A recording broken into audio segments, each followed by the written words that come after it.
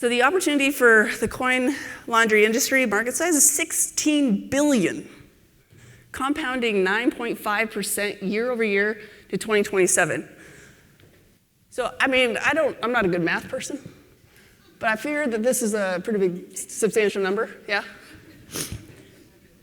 And for Grandview Research, when I was doing preparation for these slides and this talk today, all I could talk about is because women are coming back to the workforce.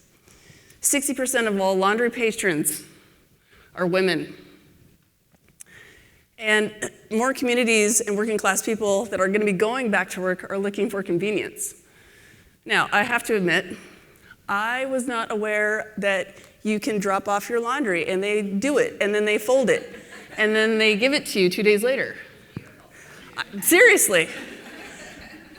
So my partner is a surgeon, and she's been doing this forever. And so when we got together, she's like, I'm going to drop it off at the place. And I'm like, what are you talking about? She's like, no, I take my big ass bag of laundry, and then they clean it. I'm like, even the undies? And she's like, yeah. And then they fold it. And we got so used to that, so when we bought our house and we bought a laundry machine and dryer, I was like, oh God, this is like a whole day.